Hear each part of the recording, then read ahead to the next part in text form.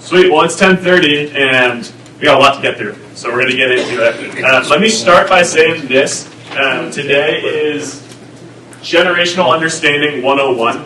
There are books and authors and people with doctorates and way smarter than me. I'm just sharing with you guys what I've gleaned from other people. And so if there's something today that piques your interest, I've got book recommendations for you. I've got websites to go to. This will not in any way be all-encompassing, and it's going to there's going to be some things that are definitely some generalities. We're talking about millions of people, sometimes billions of people, and so I'm not going to, if I say something that you're like, oh, well, I'm in that generation, and that's not true of me, like, all right, that's okay. In general, that is true of your generation or something like that. So, bear with me if there is something that I say that is offensive or makes you feel slighted. Please let me know.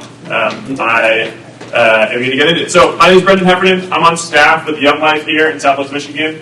Young Life is an ecumenical organization that works predominantly in schools. Here in Southwest Michigan, we do wildlife, which is middle schoolers, Young Life, which is high school. We also have Capernaum, which is for students with differing abilities. And so those are our ministries. I grew up in a ministry family. My parents were on staff with Young Life. I was a youth pastor in San Diego for 4 years and then landed here. This is me and my wife and our toddler, newborn infant. I don't know. I'm a new dad. I don't know those things.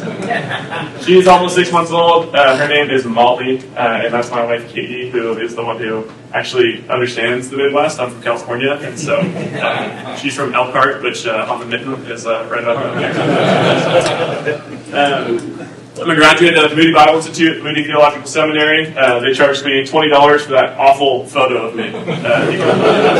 So that is me either getting my diploma or sneezing. But today we're going to be diving in to understanding generational differences, their struggles, their strengths, their values, and we're going to be addressing a lot of them. We're already spending a good amount of time on Gen Z, hopefully at the end, if I can get there. There's a couple of learning objectives for today.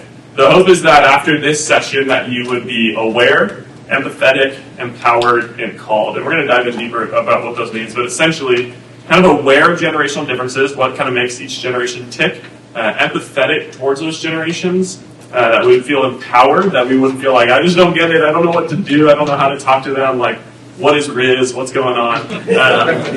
And that we would feel called, that we would see that our calling as believers, our calling as men of God, would be to cross generational lines and not just sit in our own comfort zone. So if we can all agree to these learning objectives, give me a thumbs up. Perfect, you're in. If you don't learn, that's on you now. So why do we talk about different generations and what makes generational differences? This is from a book by Twinge that's really good. I can share it with you after. But basically, different generations form in this way. So generations form with often a change in technology. So you think about your parents, think about your grandparents. They're using different things to heat up their food than you are. They're using different things to communicate with their friends and loved ones than you are. So oftentimes a change in technology that either leads to a slower life or some form of individualism where they can do things on their own, or leading to major events, the commercialization of the airlines, the ability to do war in different ways, different kinds of weapons, all these different things can cause major event changes, or it could be individualism or a slower life, and that's what leads to generational differences. I think sometimes we think it's just haircuts and where people wear their pants and things like that, but there's actually bigger things that change what the generation is.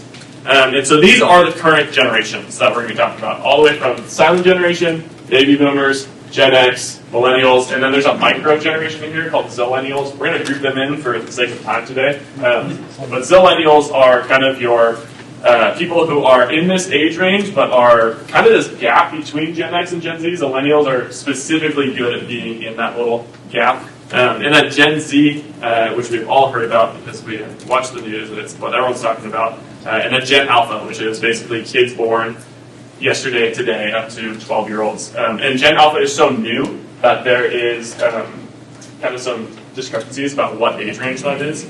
And one thing I said before, feel free to take pictures, feel free to write down notes. At the end, I'll have a QR code where you can download all these slides, because I've got a ton of information, and I don't want to read all of it. So, breaking it down a little bit more, just looking at who they are and what they are made up of the U.S. population. You can kind of see on the edges, we've got the oldest and the youngest, being obviously the smallest minorities. And then in the middle, it breaks up to about 20%. But looking at that for the current workforce makes it kind of maybe more applicable. Does that, think for yourself, does that represent your job? Does that represent who you work with? Does that represent who's in your church? Because we know that if we have a group of individuals that are just in an older generation and we don't take on anyone younger, whether you're a business or a church, that's eventually going to die out. Those things aren't sustainable. If you've got a water bottle that you keep drinking out of and never fill up again, it eventually gets empty, and that's the same with businesses and church. And so this is a breakdown of those different generations. And today we're going to be specifically talking about, yes, question. Quick question. Yeah. Why do they keep getting narrower and narrower? Is that because technology gets faster and faster, or what? Narrower in what sense? I mean, the age ranges? Yeah. Yeah, that's a good question. They get narrower because technology does change. The difference in technology from the early 1920s all the way up to present day changes so rapidly that those changes are going to be more specific.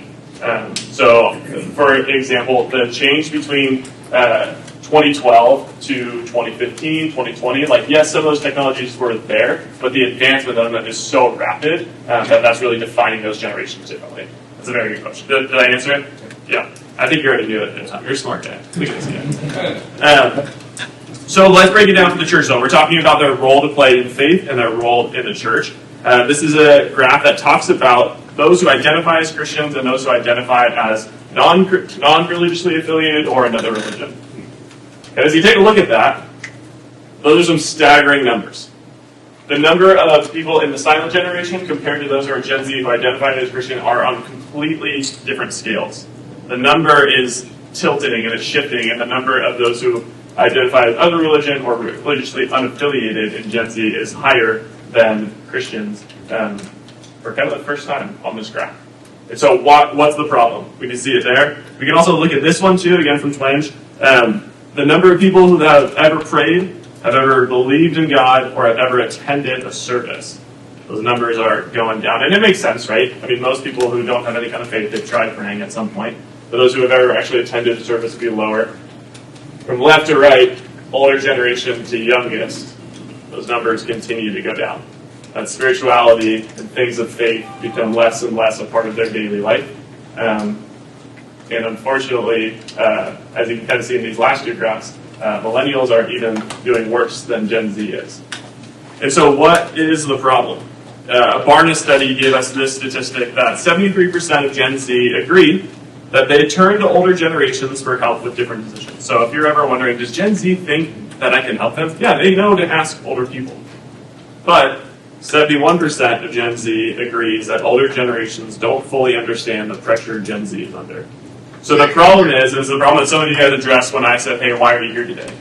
Is that there's a gap. There's a distance. The generations are different.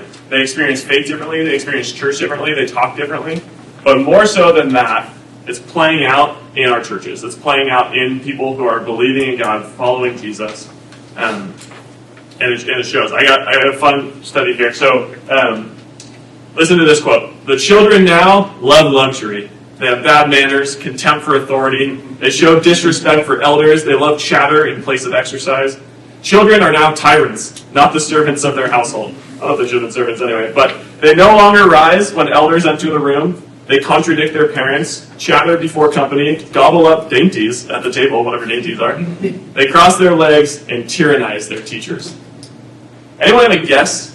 100 years ago. 100 years ago? 1950. What'd you say? 50. 50 years ago? 1950. Socrates. This is 400 BC, folks. So for the longest time, older generations have been saying, ugh, kids these days. Right? It's not a new thing. And so if you're sitting here and you're going, gosh, kids these days are worse than they've ever been, or if you're here in your student, you're like, oh, adults these days don't get us. That's been around for a long time. This is not a new problem. But the way it plays out are in some new circumstances. Maybe you've heard some of these phrases. Kids these days, back in my day, the world is going to hell in a handbasket. Anybody here gotten called a boomer? You ever got told, okay, boomer? Yeah. maybe younger folks have said, oh, they're stuck in their ways, or in the wise words of philosopher Jazzy Jeff and the Fresh Prince, parents just don't understand, right? These are words that we're familiar with. These are phrases that we've heard, maybe sentiments you've felt. And it exposes that gap. And so today we're going to talk about this core issue of a lack of understanding and a lack of unity. And that comes out of the lack of our awareness of different generations. Sometimes we just don't get them and we haven't done the work to get them. When you guys are in relationships with spouses, kids, friends, all that stuff, you've done the work to get to know them. It's not us having done the work to understand people that are in different generations. We're judgmental because of that. We as humans love to put people in a box. We don't want to know why they are the way they are. We just want to dog on the fact that they are that way. Dog meaning put down. Sorry, folks. And because of that, sometimes we give up. We go, I just won't get them. I won't understand kids these days. There's no way I can have a relationship with them. And we forget our calling. We think that our faith is for us alone and that we don't have a role to play, and that we as men of different generations have a responsibility to the body of Christ of different generations. And so our core issue is this lack of unity and this lack of understanding. I'm going to skip this because we kind of did some of this beforehand, but we're going to dive right in. We're going to keep rolling. Talking about the silent generation. Anybody in this room 80 to 97 years old? All right. Yeah. Thank you for being here. The silent generation. Silent generation is defined by some of these big events. The Great Depression, New Deal, World War II, Korea, Vietnam. And some of these are going to overlap different generations, obviously. But they're defining factors for who they are and why they are the way that they are. And they've also seen the greatest technological advancements in their lifetime, from when they were a child to where they're at now, is entirely different. I think if you gave somebody an iPhone in 1925, their brain would just explode, right? It wouldn't make sense. But nowadays we've seen that slow progression get up there. The silent generation has values of loyalty, commitment, reverence, resilience. They believe that there's a need for strong leadership. And some of the psychology of that, kind of the ways that plays out interpersonally, is that oftentimes the silent generation can kind of have a denial of mental health issues. It's work hard, put your head down, don't talk about those things. And if you look at those defining events, there's a lot of lack of stability in there, and so oftentimes the silent generation can be pretty risk averse. Hey, I don't want to do something that's going to be chancy. I want a surefire thing. I want something that's a safe bet. Their faith in institutions is strong. They built most of these institutions, and so they believe in what they've been a part of because they've seen it from its infancy. And that privacy also matters. Hey, my business is not everybody's business. We keep things private. We hold it to ourselves. And so that's some of the psychology of who they are. And so let's break that down into what that looks like. I put it in here. The silent generation is currently facing aging struggles, meanwhile laying hold to a wealth of wisdom. Their example of faithfulness and commitment is to be admired and learned from. However, their time to hold the reins is both over and ending. And the reason why I say both over and ending, that's an intense statement, is that when you get to a certain age and you go, hey, look, I've done this for a long time. My job is no longer to maybe be the one in charge, maybe to be the one to support, the one to encourage, the one to guide. And there's an age range in there. Like my grandpa, he's 93 years old, and he recently went to my dad and said, hey, I need you to handle my finances. I can't keep up with this stuff anymore. Things get weird. I don't know how to log into my Chase online again, stuff like that. There's a time to start handing things over, but not to do so in a lazy way, but to do so in a way of, hey, I'm with you, we're in this together, and I'm going to guide you through it. So some of the challenges of the silent generation is that they can struggle to modernize. Things looking and feeling different can be a challenge for them. They're oftentimes inexperienced with new technology and hesitant to engage with it, hesitant to even believe that it's worthwhile. Sometimes, too, the silent generation can over-spiritualize culture and preferences. So things that have been the way we've done it for so long have become gospel to them. They say, man, the color of the carpet needs to be brown because Jesus walked on a brown carpet, right? It kind of becomes these very locked-in things. We go, that is how church has to be done. When in reality, if we look at church history, church has been done a lot of different ways. And they can sometimes be unwilling to be curious. They often won't engage in conversations about things that are different. Instead, they hold tightly to what they're comfortable with. Now remember, I'm talking generalities. I'm talking about big picture stuff. And this might not be true of you, or your parents, or whoever it is that that's in the silent generation. But these are just big generalities. A book that these dudes were reading the other day talked about how people in older generations can either be the nicest people you've ever met or the worst people you've ever met, right? Because people get cemented in their ways. And so that's kind of true of some of how the silent generation expresses their faith. Some of their strengths, though. And the silent generation has got deep biblical wisdom, deep biblical literacy. A, they've had a lot of time to read their Bibles, and B, they've cared about it. If we look at those graphs, the silent generation has spent time in church. They have done Bible studies. They saw John MacArthur as a baby, and now he's a full-grown man doing all this stuff, right? Like, they've seen big things happen. They've got deep wisdom. They've been through it. They've got seasoned expertise. They've gone through a lot of different circumstances, and they've got a huge opportunity for mentorship and eldership. My father-in-law loves to talk about how he wants to pass on his legacy. He wants to share the wisdom that he's won and earned.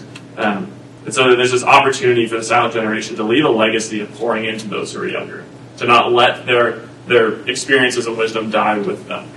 And so that is silent generation. We're going to keep rolling into baby boomers. Where are baby boomers at? Make some noise. Yeah. Nice job, boomers. So baby boomers, 61 to 80 years old. Big value on work ethic, big value of achievement, integrity, efficiency. The baby boomers are the ones who have built much of the large businesses that exist today. Fortune 500 companies exist due to baby boomers in a large part. And they love order. They love organization. They love making sure that things are running efficiently. However, though, efficiency tends to lead towards overworking, tends to lead towards production over people. Some of the defining events of baby boomers was post-World War II, we've got the GI Bill. We've got people moving to suburbia existing for the first time, able to own a home, have a car, build a family, all these different things. And psychologically, where that has kind of led them is a desire for stability. It's a heightened sense of consumerism as well. In their lifetime, they saw an availability of things to purchase and to own and to have the family that didn't exist before. That also leads to a little bit of individualism. We're going to talk more about individualism. Baby boomers are not the most individualistic, but as you're going to see in these trends, it kind of starts there. From seeing themselves for people seeing themselves as kind of part of the collective, baby boomers is where they start to go, okay, maybe I'm kind of my own thing. And check this out. This is a really interesting stat. This is done by a Young Life research and talking about fundraising. Baby boomers control 53% of the nation's wealth. 53%. And so if you're a baby boomer in the room, you probably got made fun of for being able to afford a house for $7,000. So that might be part of it. But for the most part, what that means for us as churches, for us as missionaries, for us as people involved in God's kingdom that often rely on the donations of others, is that baby boomers are the ones who are funding a lot of what is happening in the Western church. Baby boomers have this huge opportunity to make missions happen, to plant churches, to support those in need. Again, another struggle with modernization, embracing digital-first faith expressions, meaning why would we need an Instagram account for the church? Why would we need our sermons online? Oftentimes, younger folks are experiencing faith digitally first and then in person. And sometimes baby boomers can go, well, they just need to get here. They don't need to do that stuff online. That's the reality. And so it can be hard for them to embrace that. As well, theological shifts. The social justice, outward-facing, empathetic voice that is rising in the church of going, hey, our faith needs to be more than just in these four walls. It needs to have an impact in our community. Can often be a struggle for baby boomers because they're nervous that Christian values are being abandoned. When in reality, oftentimes younger generations are trying to expand them, abandon them. And boomers love a strong leadership style that is structured, that is organized, that is black and white. Whereas leadership structures, and for younger folks, they're allowed to be a little bit more fluid, they're more comfortable with that. And so what are some of these strengths?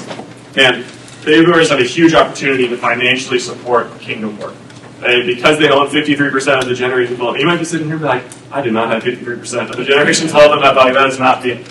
Maybe you have friends that do, and I can send you a link to them to donate to your life. But they have the ability to fund missions, plant churches, parachurch ministries. And here's what's so cool, too. I think baby boomers have a huge opportunity just in their structure of life. Those baby boomers are either parents where kids are about to leave the house or are grandparents. And that often leads to being an empty nester. That often means you've got more availability. That means you've got time to mentor, to disciple, to host, to be the hospitable hands and feet of Jesus. That's a huge opportunity. I have a 6-month-old baby. You know how crazy my life is right now? It's wild. It's just diapers and wipes and all this stuff all over the place. I do not have the capacity to do as much as somebody who's an empty nester. You've also got this huge opportunity to offer stability. And you guys have built businesses. You've worked at companies for a long time. You've got hard-won wisdom, and you've got this legacy, eternal mindset. You've seen it for a while. You've done it for a while. You have that ability to pass that on. We keep rolling. Gen X, ages 46 to 60. Where you at? Love it, Gen Xers. Heck yeah. Gen X, you guys are kind of the first to really value independence to such a high degree. Gen Xers, because of a lot of these different factors, as you look at the past, like look at kind of some of the defining factors for boomers, it's a lot of external things. It's a lot of things that happen in the world around them. When you look at Gen X, heightened divorce rates, economic recession, home computers, the dot-com boom, some of these things are not so much, wow, these are world events that are taking and giving people life, but instead they are actually social things. It starts to be a little bit more about things that are maybe a bit more controversial, where people have different thoughts and opinions on those things. Some of their values are independence. They can be skeptical of authority. They love practicality, but in response to what we see from the boomers who are like, I'm making it happen, like I'm going to go 80 hours this week because then we can land the Johnson account and we could, like whatever it is. Gen X goes, hey, I need to have some work-life balance here. I'll work hard, but I got to play hard.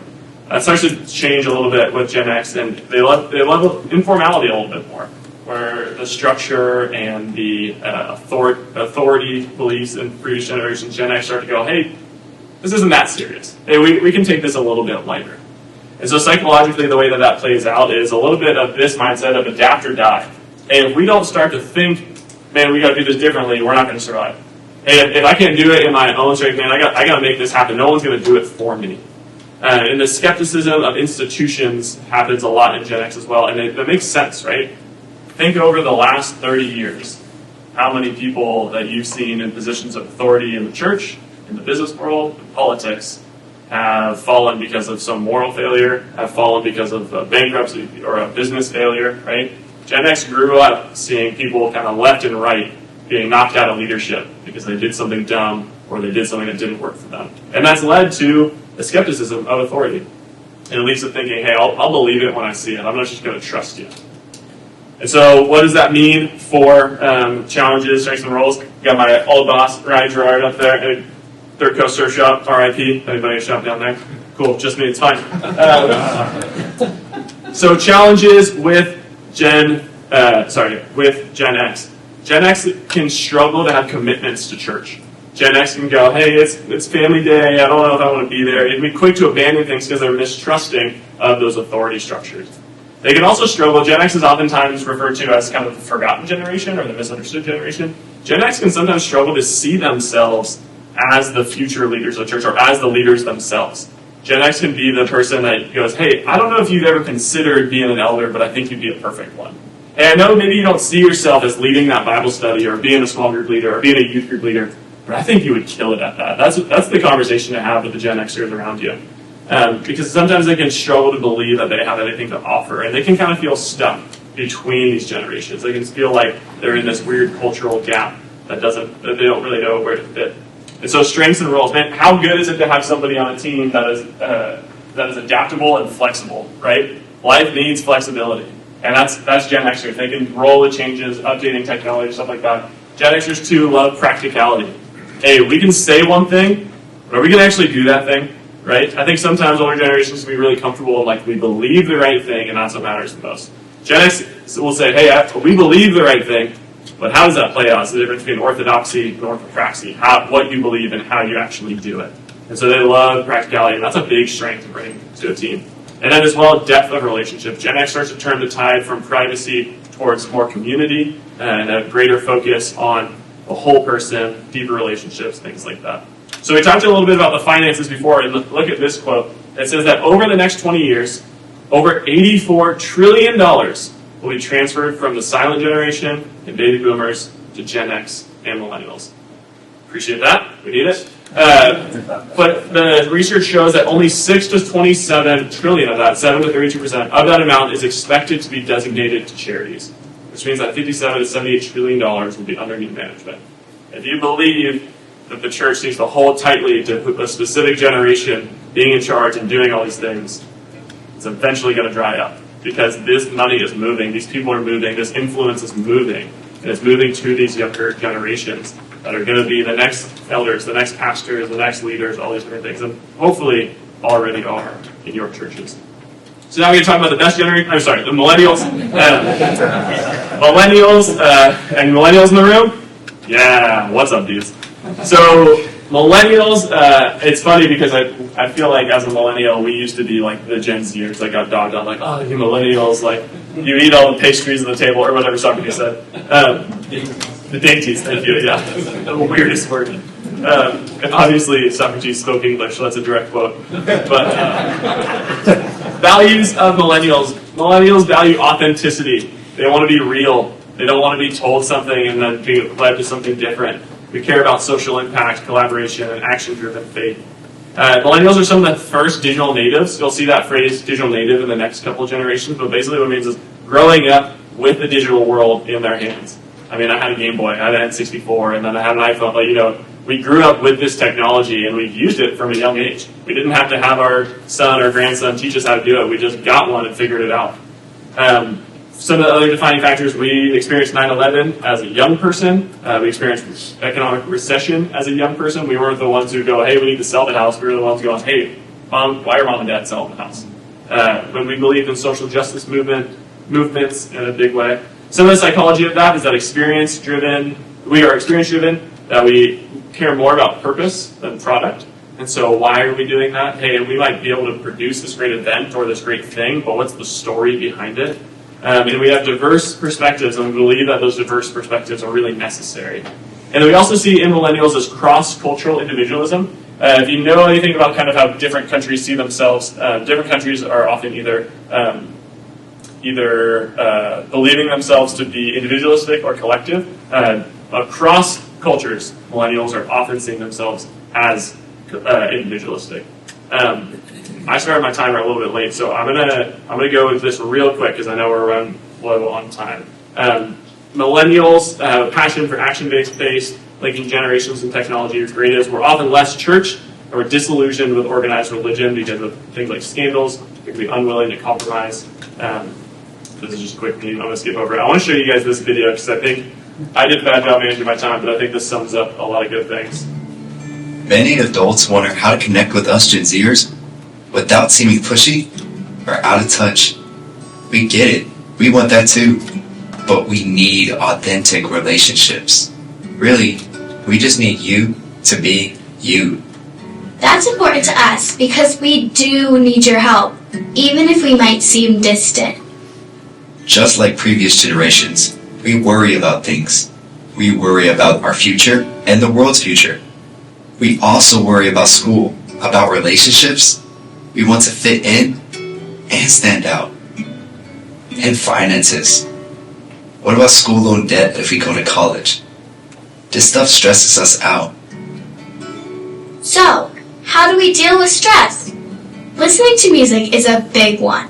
Being with friends or exercise are others. Even prayer. And the stress in our lives is making us more able to handle stress. We're resilient, but we still need your help. Gen Zers want to learn from adults. But please, start with listening, not with advice. When we're young teens, we want to talk mostly about school and our interests. But when we reach 15 or 16, we're more into talking about the future. And when we hit 20, we start opening up about things like finances and relationships. And that's when we start asking for advice. You won't be able to solve everything. You know it, and we know it. And that's okay. We don't need you to. We just need a casual space where we can talk with you about our problems. And about the good stuff too. We like when you're curious about us, without judgment. We need you to remind us that we're not alone. To ask questions. To tell us stories from your own life without making them a lesson. And remind us that things might not get better immediately, but they will get better.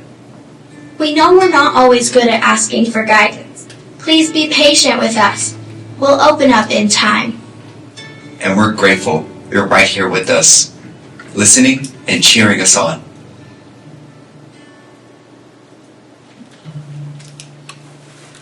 Sweet.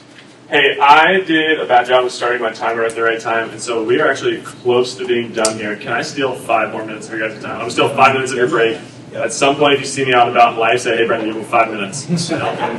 Mow your lawn or something. What we know about Gen Z, this is the reality. From 2000 to 2018, loneliness rose in all of these different countries. This is worldwide. That we have kids that feel lonelier than ever. This is a study, again, by Twenge, of 10 to 14-year-old girls. Between 2011 and 2018, 12-year-old girl suicides quadrupled. Self-harm among 10 to 14-year-olds tripled. 12 to 17-year-old girl depressive episodes increased by 52%. Emergency room visits for suicidal ideation attempts nearly doubled among all children and adolescents. Friends, this is the reality of our students today. This is the world that they live in. 41% felt that it was not true of them that they are worthy of love. 4 out of 10 Gen Zers are not confident that they are worthy of being loved. And if every culture generation is a reflection of the aspect of the kingdom of God, all people are made in God's image, amen? How does Gen Z reflect that? Because we can see from this data, we can see from these graphs and statistics that Gen Z is up against it. That they feel unloved, they feel unworthy, they're struggling with self-harm, with suicide, with all these different things. I mean, Chad Mandarino, principal at Upton, he sees this stuff. Me and myself work at Young Life, these dudes that are wildlife leaders, these students over here that are Gen Z, we see this stuff. It's not something we can deny. It's not something we can say doesn't exist. This is the reality of the world that we live in. And I believe that people live into what we speak over them. Some really interesting data about what kids say, what older people believe about them. They often believe that older generations think that they're lazy, that they think that they are silly, that they're dumb, that they don't work hard enough. And people live into what we speak over them. And so our call is to begin to speak over them the words of God, the truth about who they are and who they reflect. So how does Gen Z reflect the image of God? And Gen Z are truth seekers. They want to know what's real. They don't care about fluff. They don't care about position and power and circumstance. They want to know what's real. They care about creation. They care about the world that God made. They want to make sure it lasts. They want to make sure that it doesn't go up in smoke. They understand sin. They understand justice. They understand dignity in the image of God, that every person matters. And they're positioned to change the world in huge ways. My question to you is, are we going to help them do that? We've gone over different generations. It's been this kind of survey, quick look at them. But here today, for most of you guys in this room that are older generations, this is a call to you. Man, are we going to do something about this? Or are we going to stay unaware? Are we going to stay uninformed? Are we going to stay judgmental? Or is God going to break our hearts for what breaks His, which is that kids are growing up in this super hard circumstance and believing that they're not worthy of love? As we look at Gen Z, some of their challenges are biblical literacy. Often Gen Z kids weren't growing up in church. They're not growing up hearing Bible stories. Their cartoons were not VeggieTales. There are a bunch of other things, Paw Patrol, Cocomelon, whatever it be, right? Gen Z is the most biblically illiterate and unchurched generation in U.S. history. Do we fault them for that? No. That's parenting. That's who brought them to church, right? We cannot say, hey, it's so horrible of you guys that you don't know the Bible. How will they know? Unless someone is, how will they understand unless somebody tells them? And they're also a digital-first generation, meaning that they can struggle to know a congregation without a digital presence. Being somebody who's a digital native, they can go, man, unless you're real online, it's hard for me to trust you in person. And so that is both a challenge, but also Gen Z needs to learn, hey, just because they don't understand how to use their website doesn't mean that they're bad people, right? It's a little bit of back and forth. Some of their strengths and roles, man, Gen Z understands mental health. That they can understand that mental health matters. Pete Scazzaro, who wrote Emotionally Healthy Spirituality, says, listening to our emotions ushers us into reality. And reality is where we meet God.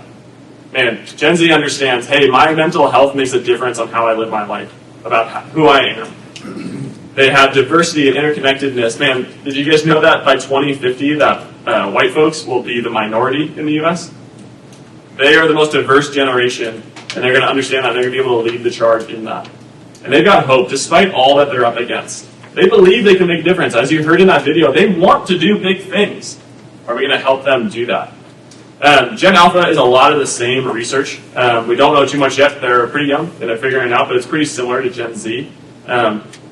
One quick thing on here. Personal technology was introduced in the lifetime of Gen Z. We were incorporating it, and we had to actively engage, whereas Gen Alpha is growing up at a time where we have to actively disengage from technology. At a time where it goes, hey, you need to go on your computer to do that. Gen Alpha were saying, hey, you need to get off your computer to find some things, you know? And I thought this research is really interesting as well. This is where Gen Alpha sees entertainment, where they see games, where they see information, where they see education.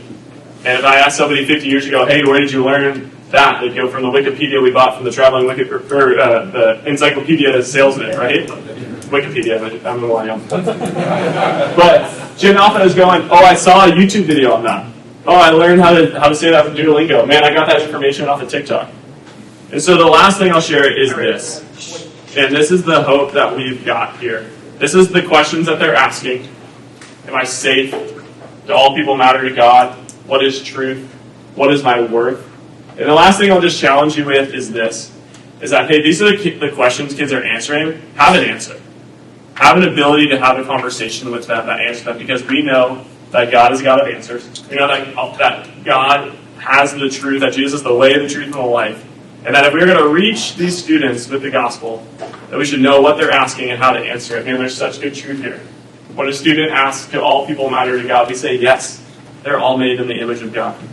That God so loved the world that he gave his one and only Son. That every tribe, people, and language will be represented in heaven. And that's just Scripture. That's Revelation. That's Genesis. That's John. Know how to answer the questions. Know what they're asking. And so that was a lot, and I went over, and you can come back for the matinee later today, whatever it is. But if you want to download these slides, that QR code is there. My information is up there as well. And I apologize for going over and skipping through stuff quickly. I'm used to just giving like a sermon. I'm not a big academic teacher, but if you have more questions, if you want to hang out, if you want to chat more, or if you want to help reach Gen Z, do so in your church. Come be a wildlife volunteer. Come be a young life volunteer. If this broke your heart like it does us who lead students, go make a difference. Go love young folks in your circumstances. Let me pray real quick. God, thank you for the different generations that you've made, that you love them equally, and you've called them to great things. God, I pray over the men in this room that you would encourage them in how you've made them, and that you would encourage them to walk in life and truth with generations above and below them. Praise in Jesus' name. Amen. Thank you, folks. Sorry for going over. Thanks, Brendan. Thank you.